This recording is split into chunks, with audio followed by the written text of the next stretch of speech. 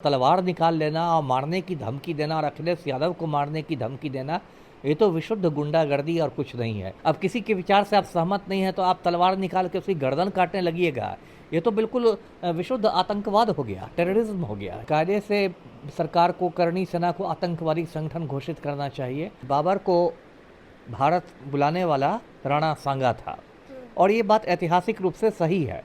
मैं खुद इतिहास का स्टूडेंट रहा हूँ और अब अखिलेश यादव को वो लोग मारने की धमकी दे रहे हैं। किसी भी सेना में ये हिम्मत नहीं है कि चीन ने जो गलवान घाटी पर कब्जा कर लिया है, चीन की सेना से जाके लोहा ले, ये किसी में हिम्मत नहीं है।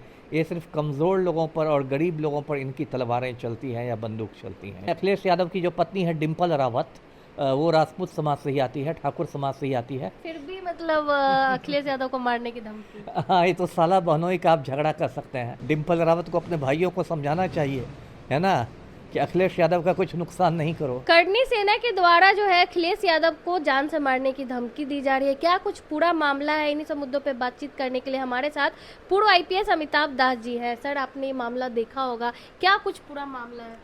देखिए, सही कहा आपने। करनी सेना ने अखिलेश यादव को धमकाया है। जो अखिलेश यादव यूपी के पूर्व मुख्यमंत्री हैं, समाजवादी पार्टी के नेता हैं।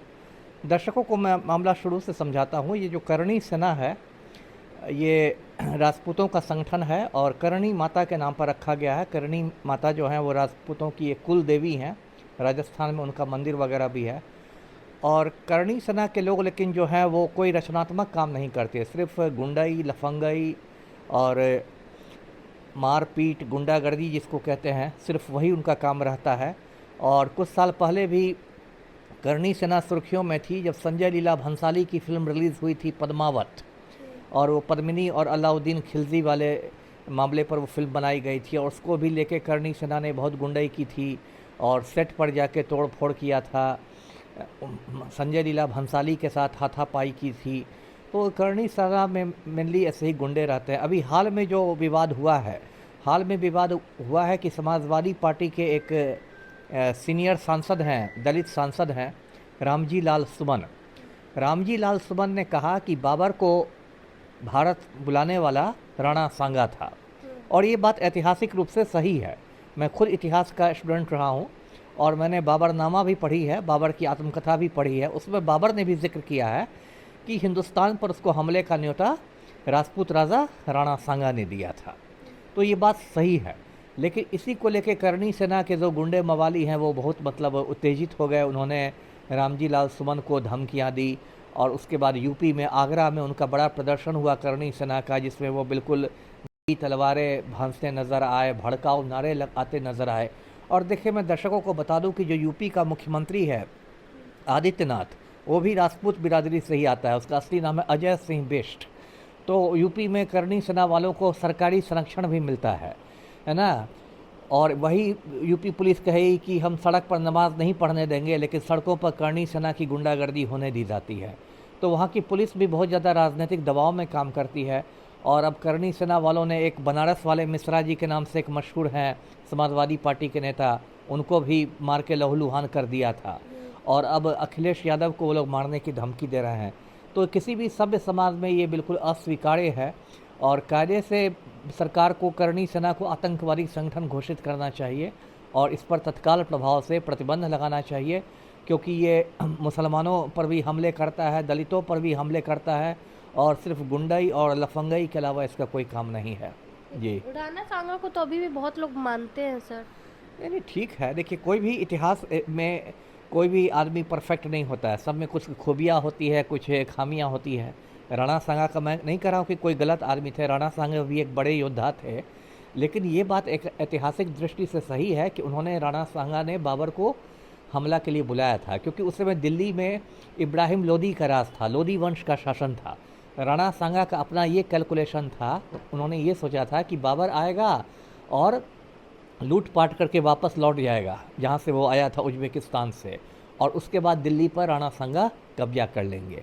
लेकिन राणा सांगा का कैलकुलेशन गड़बड़ा गया जब बाबर ने इब्राहिम लोदी को मार दिया पानीपत की पहली लड़ाई में। लेकिन उसके बाद लौटने के बजाय उसने हिंदुस्तान में ही मुग़ल साम्राज्य की स्थापना कर दी और उसके बाद 1-2 साल बाद उसने राणा सांगा को भी खनवाहा की लड़ाई में हरा दिया। तो ये तो एक लंबी कहानी है। लेकिन जिस तरह से जो भी रामजी लाल सुमन ने कहा, समाजवादी पार्टी के दलित सांसद ने, वो ऐतिहासिक रूप से सही था। और जनतंत्र में सबको अभिव्यक्ति की स्वतंत्रता है, उस पर तलवार निकाल लेना और मारने की धमकी देना और अखिलेश यादव को मारने की धमकी देना, ये तो विशुद्ध गुंडागर्दी और कुछ नहीं है।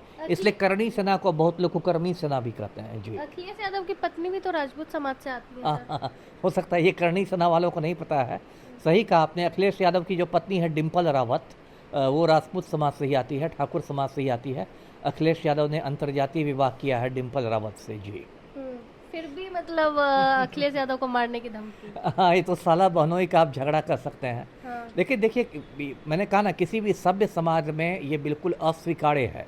आपको किसी से यदि आप मतभेद हैं तो आप अपना विचार रखिए, लेकिन शांतिपूर्ण तरीके से विचार रखिए। अब किसी के विचार से आप सहमत नहीं हैं तो आप तलवार निकाल के उसकी गर्दन काटने लगिएगा, ये तो बिल्कुल विशुद्ध आतंकवाद हो गया, टेररिज्म हो गया जी। जीजा साले की लड़ाई चल रही है। देख के तो वही ना लगता है, डिम्पल रावत को अपने भाइयों को समझाना चाहिए, है ना, कि अखिलेश यादव का कुछ नुकसान नहीं करो जी। समझाना चाहिए। तो जी। इस पूरे मामले में क्या लगता है सर, जो सांसद है वो दलित है, इसी वजह से उनको इतना एक वजह तो है ही, एक वजह तो ये है ही कि ये जो मतलब करणी सेना जो है, मेनली मैंने कहा कि गुंडों की का संगठन है, सामंती लोगों का संगठन है, जिनको दलितों से पुराना बैर है, जो दलितों को नीची निगाहों से देखते हैं, हेय दृष्टि से देखते हैं, और इसलिए उनका ये हो जाता है। देखिए, पिछले कुछ सालों में भारत में बहुत सारी ऐसी निजी सेनाएं बनी हैं। जैसे बिहार में ही रणवीर सेना ने इतना खून की नदी बहाई दलितों का प्रतिबंधित संगठन, तो कहीं करणी सेना, तो कहीं कोई सेना। और ये लोग हैं सिर्फ समाज में वैमनस्य फैलाने का काम करते हैं, जहर घोलने का काम करते हैं। और इसमें से किसी भी सेना में ये हिम्मत नहीं है कि चीन ने जो गलवान घाटी पर कब्जा कर लिया है, चीन की सेना से जाके लोहा ले, ये किसी में हिम्मत नहीं है। ये सिर्फ कमज़ोर लोगों पर और गरीब लोगों पर इनकी तलवारें चलती हैं या बंदूक चलती हैं जी। लेकिन अखिलेश यादव तो पूर्व मुख्यमंत्री भी रह चुके हैं सर, तो फिर भी सरकार वहाँ यूपी सरकार अभी तक चुप बैठी हुई, कोई कार्रवाई नहीं की ये बहुत गलत है, बहुत गलत काम है। देखिए, इसलिए मैं बार बार योगी आदित्यनाथ को ढोंगी आदित्यनाथ कहता हूँ। ये बहुत बड़ा जातिवादी मुख्यमंत्री है आदित्यनाथ। और जब से आदित्यनाथ मुख्यमंत्री बना है, यूपी में जो राजपूतवाद है, यूपी में राजपूत को ठाकुर भी कहते हैं, ठाकुरवाद जो है वो चरम पर है। ठाकुर माफिया को संरक्षण मिलता है। जैसे राजा भैया है, कुंडा का गुंडा, उसके खिलाफ यूपी पुलिस कुछ नहीं करती है। या फिर ब्रजभूषण शरण सिंह, बहुत बड़ा माफिया है यूपी का, वो भी राजपूत है, ठाकुर है, उसके खिलाफ यूपी पुलिस कुछ नहीं करती है। सिर्फ यूपी में गरीब मुसलमानों के घर बुलडोजर से तोड़े जा रहे हैं और बड़े बड़े राजपूत माफिया को सत्ता का संरक्षण मिला हुआ है जी। दलितों बहुजनों का जी, दलित बहुजनों पर भी जुल्म हो रहा है जी। चलिए, बहुत बहुत धन्यवाद सर। हमारे साथ पूर्व आईपीएस अमिताभ दास जी थे। अखिलेश यादव को जो है धमकी मिली है करणी सेना के द्वारा, इन्हीं सब मुद्दों पे हमने इनसे बातचीत की। आपने सुना आईपीएस अमिताभ दास जी ने क्या कुछ कहा। बाकी आप अपनी राय कमेंट बॉक्स में जरूर दें। धन्यवाद।